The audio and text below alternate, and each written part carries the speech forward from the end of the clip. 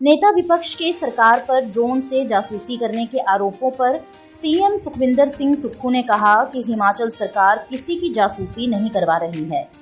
ये मामला गंभीर है, इसीलिए सरकार इसकी जांच करवाएगी और ईडी और सीबीआई को भी चिट्ठी लिखकर पूछा जाएगा कि कहीं वो नेता विपक्ष की जासूसी तो नहीं करवा रहे।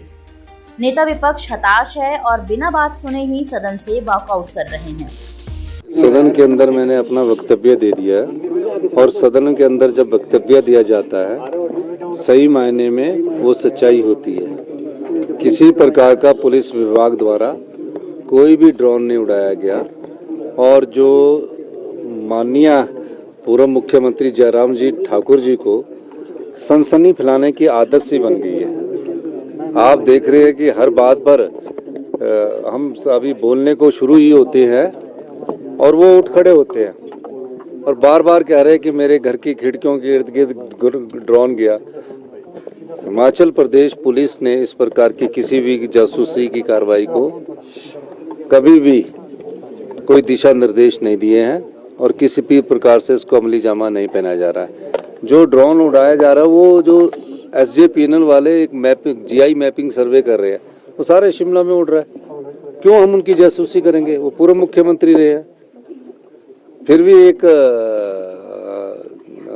पूर्व मुख्यमंत्री ने बात उठाई, हमने उसमें बारे में कहा है कि अगर उनको ऐसा लगता है तो मैं उसकी जानकारी प्राप्त करूंगा और जो इंक्वायरी हो सकेगी मैं पता करूंगा कि क्यों हो रहा है।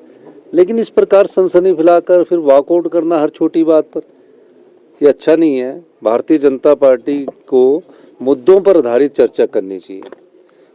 मुद्दों पर आधारित चर्चा करते नहीं है। हर 2 मिनट बाद उठकर चले जाते हैं, हर 2 मिनट बाद वॉकआउट करना चाहते हैं।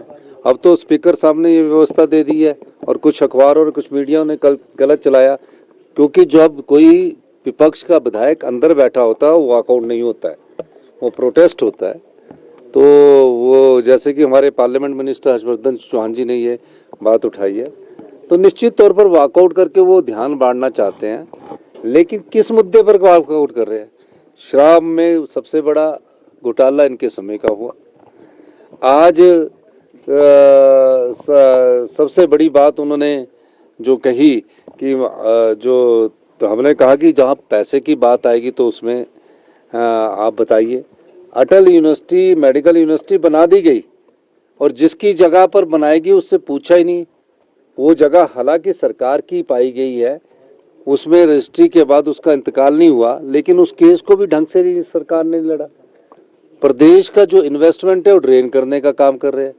बिजली के प्रोजेक्टों के मामले में मैंने कहा कि धौलासिल लूरी और हमारा सुन्नी जो पावर प्रोजेक्ट है, जिसमें लूरी में 4% स्टैगर करके 4% हमें 10 साल बाद मिलेगी और 11 साल से 26 साल के बीच में 8% मिलेगी, 26 से 40 साल के बीच में 12% मिलेगी।